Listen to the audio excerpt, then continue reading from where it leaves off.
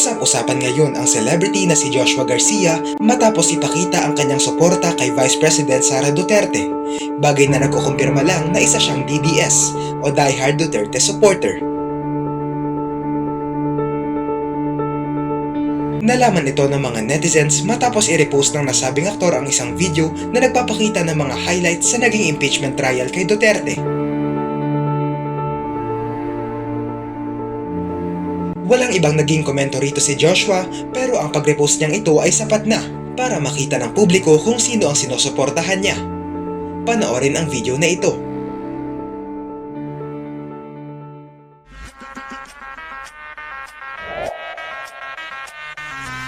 It is for the prosecution to decide what to present, when to present.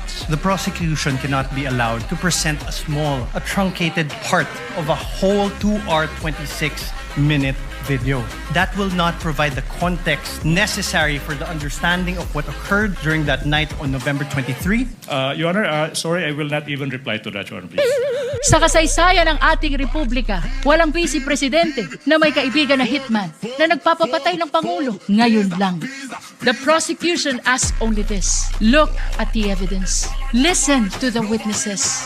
This is not the first time that members of the House of Representatives have attempted to remove the Vice President and in a manner not compliant with the Constitution. Sa gitna ng pagtatangkang ikondisyon ang kaisipan ng mamamayang Pilipino, wala pang maituturing na anumang ebidensya o alegasyon na napapatunayan ng prosekusyon sa simpleng dahilan na ang bawat ebidensya ay kailangang dumaan muna sa paglilitis at pagsusuri ng korteng may tanging kapangyarihan sa ilalim ng ating saligang batas. Higit sa lahat, ang anumang paglilitis ay kailangang naayon sa itinatakda ng ating batas at konstitusyon at hindi lamang sa kagustuhan ng iilang may hawak ng kapangyarihan. Chair notes the entry of appearance of the counsels for respondent Vice President Sara Zimmerman Duterte. Counsel respondent will kindly make your comments and avoid last... Dahil sa nalamang ito ng mga tao, inulan ng batiko si Joshua lalo na ng mga kakampink. Napansin din ng mga netizens na kahit sa Instagram ay nakafollow siya sa Vice Presidente. May mga nagsabi pa na kaya pala tahimik ang aktor na ito noong kasagsagan ng ABS-CBN shutdown ay dahil suportado niya pala ang mga Duterte.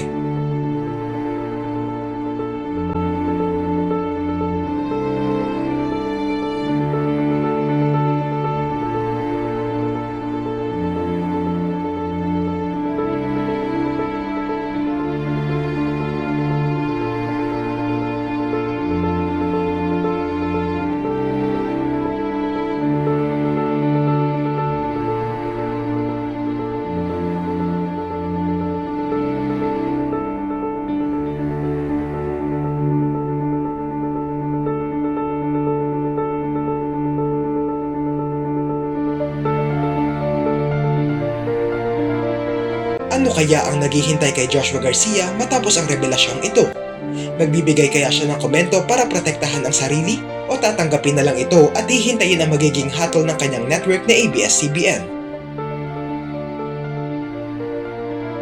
Ano ang masasabi nyo rito?